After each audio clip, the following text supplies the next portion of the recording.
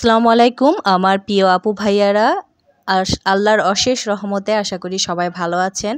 আমার ছোট্ট ছাদ বাগানে আপনাদের সবাইকে স্বাগতম। আর এই যে দেখেন কি অবস্থা পালং শাকগুলির, একদম পুরা ফাঁকা হয়ে গেছে বৃষ্টিতে, মানুষের অত্যাচারে, আসলে মানুষের হিংসায়।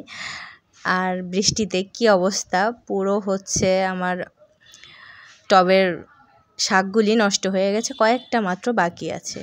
আর এই যে এই টবের কিন্তু কালকেই আমি শাক উঠিয়েছি, মূলা শাক।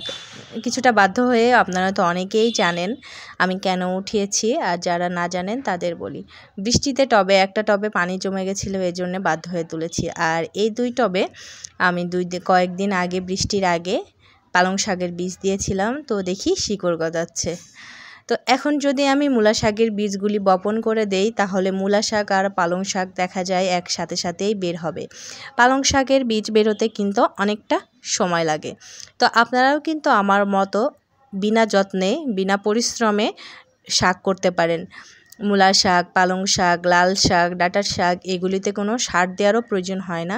যদি সামান্য একটু বৃষ্টি হয়, যেমন এই সিজনে তো বৃষ্টির পানিতে একটা ফোঁটা পানিও লাগে না, কোনো পানি দেওয়ারও প্রয়োজন পড়ে না, এমনিতেই হয়ে যায়। তো আপনারাও কিন্তু এভাবে চাষ করতে পারেন। আমি 40 টাকা দিয়ে একটা প্যাকেট কিনেছিলাম, একদিন কিন্তু মূলা শাক খেয়ে নিলাম। আরও 2-3 টবের মূলা শাক নষ্ট হয়ে গেছে মানুষের হিংসার কারণে। তাহলে আমার 2 দিন খাওয়া হতো। আবারও হচ্ছে আজকে 3টা টবে বপন করলাম। যদিও টবের সাইজগুলি একটু ছোট, কিন্তু আমার একদিন অনায়াসেই হয়ে যাবে। আরও কিছু বীজ বেঁচে গেছে। তাহলে দেখা যায় স্বাস্থ্যসম্মত নিজের হাতে তৈরি করা শাক কিন্তু খেতে পারছি 40 টাকা দিয়ে। আর বাজারে সবসময় সব শাক কিন্তু ভালো থাকে না, কিংবা পাওয়া যায় না। তো এই সুবাদে আপনারা কিন্তু এভাবে চাষ করতে পারেন, অল্প একটু মাটিতেই হয়ে যায়। তো কালকেও কিন্তু পুঁই শাক আমি কেটেছিলাম, আপনারা অনেকেই দেখেছেন। আর আপনারা অনেক সুন্দর সুন্দর কমেন্ট করেন, আমার অনেক ভালো লাগে। আমার ছাদ বাগান অনেক পছন্দ করেন। আমার ছাদ বাগান কিন্তু খুব ছোট, আর খুব বেশি সবজি করি না, কয়েক ধরনের সবজি আছে। এতেই কিন্তু দেখা যায় আমি রেগুলার শাকসবজি খেয়ে থাকি। তো আজকে পুঁই শাক হারভেস্ট করব, নিজের জন্য না, কাউকে দিব।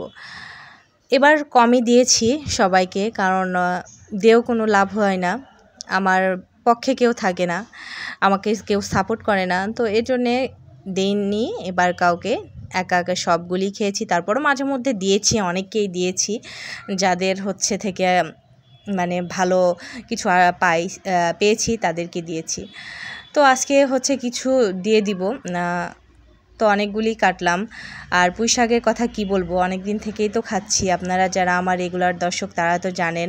হয়তো বা আপনারা মনে করবেন প্রতিদিন শুধু পুঁই শাকের ভিডিও দেয়, খালি একই সবজির ভিডিও দেয়। আসলে কি বলবো আপু, আমি তো এগুলিই করি, এজন্য এগুলির ভিডিওই প্রতিদিন দেই। তো আপনাদের কেমন লাগে জানি না, তো আমার তো কিন্তু বেশ ভালো লাগে। আমার নিজের কাছের সবজি যদিও এক ধরনের হয়ে যায়, তারপরে কিন্তু অনেক ভালো লাগে। হয়তো বা বাজারের হলে এত খাওয়া হতো না যতটা খাওয়া হচ্ছে ছাদ বাগানের।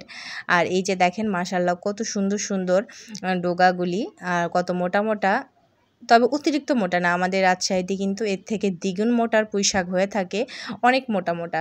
তো ওই রকম না, আমার একদম পছন্দ মতো। আমি খুব একটা মোটা পছন্দ করি না, আবার চিকনও না। তো এই সাইজটা কিন্তু আমার কাছে একদম পারফেক্ট। তো এই যে আলহামদুলিল্লাহ আমার ছাদ বাগানের পুঁই শাক হারভেস্ট করা শেষ। আর প্লিজ ভিডিওটি শেয়ার করে দিবেন। আজকের মতো এ পর্যন্তই, আল্লাহ হাফেজ।